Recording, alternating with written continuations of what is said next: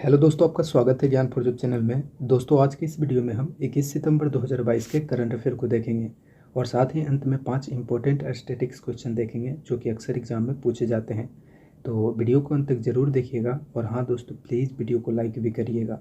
तो चलिए दोस्तों, स्टार्ट करते हैं। पहला क्वेश्चन है, एशिया पैसिफिक फोरम की गवर्नेंस कमेटी के सदस्य के रूप में किसे चुना गया है? तो जो अभी हमारे वर्तमान में मानवाधिकार आयोग के अध्यक्ष हैं अरुण कुमार मिश्र, उन्हीं को एशिया पैसिफिक गवर्नेंस कमेटी के 27वीं आम बैठक में सदस्य के रूप में चुना गया है। ठीक है, तो इसका आंसर होगा ऑप्शन बी, याद रखिएगा। चलिए अब नेक्स्ट लेते हैं। अगला है, कारगिल अंतर्राष्ट्रीय मैराथन का उद्घाटन किसने किया है? देखिए, जो हमारे थल सेना प्रमुख हैं जनरल मनोज पांडे, इनके द्वारा कारगिल अंतर्राष्ट्रीय मैराथन का उद्घाटन किया गया है। ठीक है, तो याद रखिएगा, इसका आंसर होगा ऑप्शन ए। चलिए अब नेक्स्ट लेते हैं। अगला है, विश्व अल्जाइमर दिवस कब मनाया जाता है?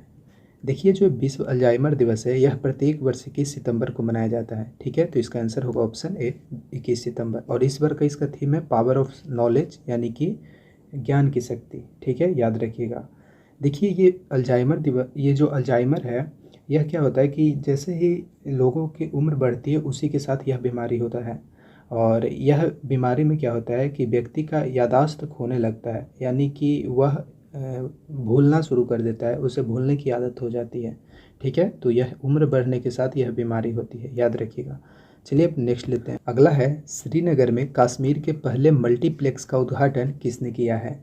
देखिए, जो जम्मू कश्मीर के अभी वर्तमान में उपराज्यपाल हैं मनोज सिन्हा, इन्हीं के द्वारा श्रीनगर के सोनमार्ग में कश्मीर का पहला मल्टीप्लेक्स सिनेमा हॉल का उद्घाटन किया गया है। इसमें 520 सीटों की क्षमता वाले कुल 3 सिनेमा घर होंगे। तो ये सिंपल, आप ये याद रखिएगा कि कश्मीर के पहले मल्टीप्लेक्स का उद्घाटन मनोज सिन्हा के द्वारा किया गया है। चलिए अब नेक्स्ट लेते हैं।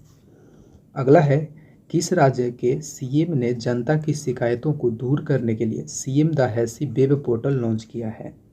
देखिए, आम जनता की शिकायतों को प्राप्त करने और उसे दूर करने के लिए मणिपुर के जो सीएम हैं एन बीरेन सिंह, उनके द्वारा यह वेब पोर्टल लॉन्च किया गया है। ठीक है, तो ये याद रखिएगा कि सीएम द हैसी वेब पोर्टल मणिपुर के मुख्यमंत्री के द्वारा लॉन्च किया गया है। तो इसका आंसर होगा ऑप्शन ए। चलिए अब नेक्स्ट लेते हैं। अगला है, किस राज्य के कारागार विभाग ने staff attendance mobile app launch किया है?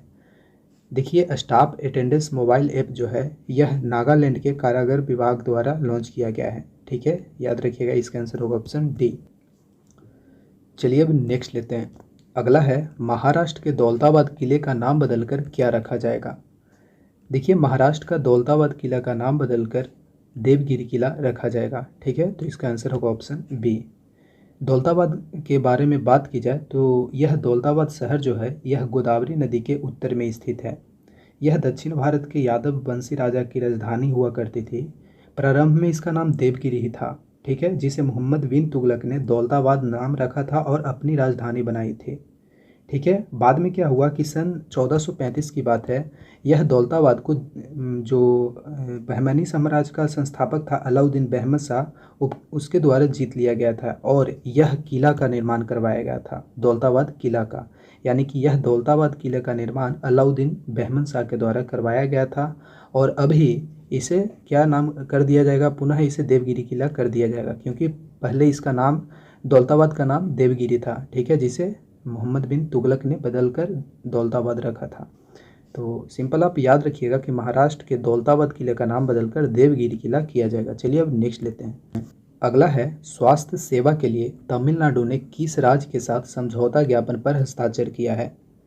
देखिए, स्वास्थ्य सेवा के लिए तमिलनाडु ने मेघालय के साथ समझौता ज्ञापन पर हस्ताक्षर किया है। ठीक है, तो इसका आंसर होगा ऑप्शन सी, याद रखिएगा। चलिए अब नेक्स्ट लेते हैं। अगला है, हाल ही में किस नौसेना जहाज को सेवा मुक्त किया गया है? तो वो किया गया है आईएनएस अजय को। ठीक है, तो इसका आंसर होगा ऑप्शन सी। देखिए, आईएनएस अजय को 1990 में कमीशन किया गया था और अभी 32 वर्षों के बाद इसे डीकमीशन किया गया है। तो इसका आंसर होगा ऑप्शन सी, याद रखिएगा। चलिए अब नेक्स्ट लेते हैं। अगला है, कौन सा राज्य या केंद्र शासित प्रदेश ने बी केयर पहल की शुरुआत की है? देखिए, बी केयर पहल की शुरुआत दिल्ली के उपराज्यपाल विनय कुमार सक्सेना के द्वारा किया गया है। ठीक है, तो इसका आंसर होगा ऑप्शन ए, दिल्ली। और इस पहल का उद्देश्य है दिल्ली पुलिस के अलग अलग योजनाओं और पहल के बारे में लोगों के बीच जागरूकता को फैलाना। ठीक है, तो इसका आंसर होगा, याद रखिएगा, दिल्ली के राज्यपाल के द्वारा। चलिए अब 5 स्टैटिक्स क्वेश्चन लेते हैं, जिसमें पहला क्वेश्चन है निम्नलिखित में कौन सुमेलित नहीं है। एक तरफ खेल है और एक तरफ टर्मिनोलॉजी, यानी उस खेल से संबंधित शब्दावली दिया गया है, यानी कि क्या ये शब्दावली इस खेल से संबंधित है आपको बताना है, और इसमें कौन सा सुमेलित नहीं है वो आपको छांटना है। तो पहला है क्रिकेट, क्या नो बॉल क्रिकेट में यूज होता है, तो होता है, तो इसका आंसर ए सही है, और मतलब कि ये सुमेलित है। अगला है गोल्फ, गोल्फ में पुट शब्द यूज होता है, तो ये भी सुमेलित है। लॉन टेनिस में सर्विस शब्द यूज होता है, ये सही है। बेसबॉल में बेस रनर यूज होता है, तो ये भी सही है, यानी इसका आंसर होगा ऑप्शन ई, उपयुक्त सभी सुमेलित है। चलिए अब नेक्स्ट लेते हैं। अगला है ओणम महोत्सव कहाँ मनाया जाता है।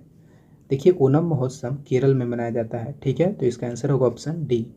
चलिए अब नेक्स्ट लेते हैं। अगला है गेटवे ऑफ ईस्ट के नाम से जाना जाता है। गेटवे ऑफ ईस्ट के नाम से विशाखापट्टनम को जाना जाता है, ठीक है, तो इसका आंसर होगा ऑप्शन ए, विशाखापट्टनम, याद रखिए।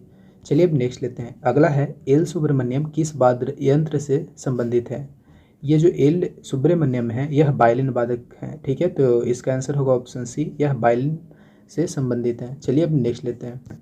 अगला है निम्नलिखित में कौन सुमेलित नहीं है।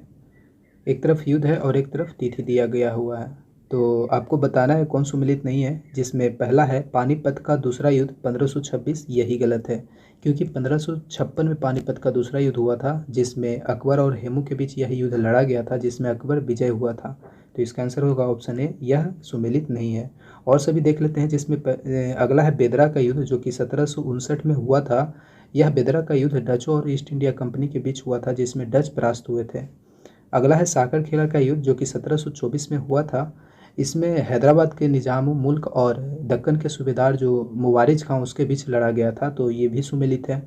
अगला है तराइन का दूसरा युद्ध, जो कि 1192 में हुआ था। यह मोहम्मद गौरी और पृथ्वीराज थर्ड यानी कि पृथ्वीराज चौहान के बीच हुआ था, और इस युद्ध में मोहम्मद गौरी विजय हुआ था, ठीक है, तो ये सब आप याद रखिएगा। इसका आंसर होगा ऑप्शन ए। तो आई होप आपको ये वीडियो पसंद आई होगी दोस्तों, और वीडियो पसंद है तो प्लीज़ वीडियो को लाइक ज़रूर करिएगा। चलिए ये क्वेश्चन आपके लिए है, इसका आंसर आपको कमेंट बॉक्स में देना है। क्वेश्चन है विश्व कुश्ती चैंपियनशिप 2022 में बजरंग पुनिया ने कौन सा पदक जीता है। यदि इसका आंसर आपको पता है दोस्तों तो प्लीज़ कमेंट करेंगे, और वीडियो को लाइक ज़रूर करिएगा दोस्तों। तो चलिए अब मिलते हैं नेक्स्ट वीडियो में, तब तक के लिए जय हिंद, बाय।